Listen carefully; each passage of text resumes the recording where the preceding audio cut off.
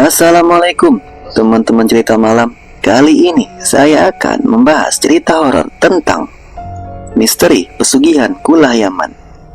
Kisah nyata yang dilakukan oleh seseorang pria yang pergi ke tanah suci, bukan untuk beribadah, melainkan untuk melakukan pesugihan agar menjadi kaya raya.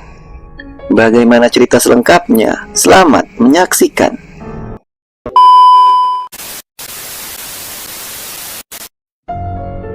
Kisah ini dialami oleh seorang jamaah haji asal Jawa Tengah. Sebut saja namanya Pak Mis. Ia berangkat haji dengan kondisi ekonomi yang pas-pasan. Namun, niatnya bukan murni ibadah. Ia mendapat bisikan dari seseorang orang pintar di kampungnya bahwa di tanah suci ada tempat gaib bernama Kula Yaman yang bisa mendatangkan kekayaan dengan syarat tertentu.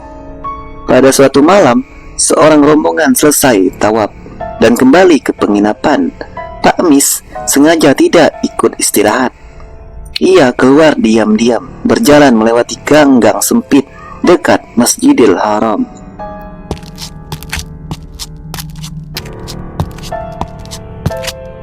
Malam itu udara panas, tetapi tubuhnya justru merinding. Ia mengaku mendengar suara bunyi gemercik air yang menuntunnya menuju sebuah area tua di sekitar komplek Yaman. Dan di sanalah ia menemukan semacam wadah batu besar berisi air. Dari luar tampak seperti kolam kecil, tapi auranya sangat berbeda. Airnya berkilau kehijauan, kadang memantulkan warna merah samar. Pak Mis pun duduk bersila di tepi kula, menaruh sesaji serupa kemenyan yang sudah ia siapkan sejak dari kampung. Bau asap memenuhi udara. Saat itu, ia membaca mantra yang diajarkan oleh gurunya di Jawa.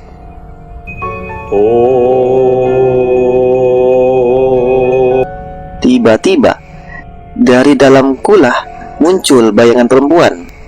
Rambutnya panjang, wajahnya cantik dengan busana khas Arab kuno berwarna putih. Namun matanya hitam pekat tanpa bola mata. Perempuan itu berbicara dengan bahasa yang aneh. Setengah Jawa, setengah Arab. Suaranya berat, bergema di telinga. "Apa yang kau cari di sini, wahai manusia jauh?"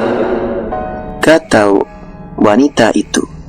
Pak Mis pun bergetar, tapi ia memberanikan dirinya untuk menjawab. "Saya ingin rezeki, saya ingin kaya raya." Perempuan itu tertawa kecil, namun tawanya terasa seperti gema dari dalam gua. Bau melati mendadak menyengat.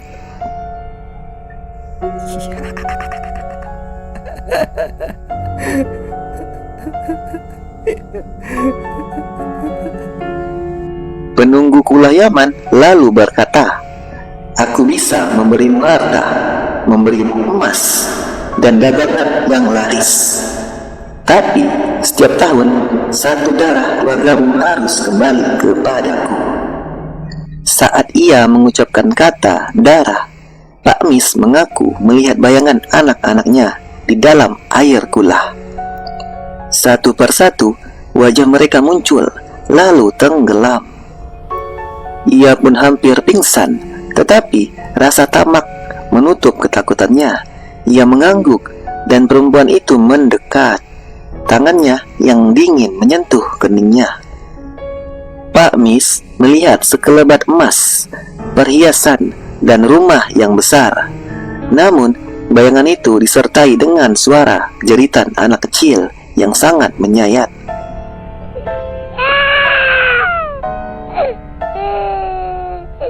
Sepulang dari tanah haji, kehidupan Pak Mis berubah drastis. Ia mendadak kaya raya. Usahanya melejit, tanahnya bertambah, dan ia dihormati banyak orang. Akan tetapi, tak lama kemudian, anak bungsunya jatuh sakit mendadak dan meninggal tanpa sebab.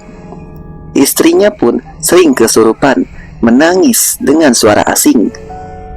Bahkan kadang berbicara dalam bahasa Arab yang tidak ia mengerti. Setiap malam Jumat, rumahnya berbau melati, bercampur amis darah. Pak Mis pun sadar bahwa perjanjiannya dengan penunggu kulah Yaman bukan sekedar mimpi, tapi itu sangat nyata.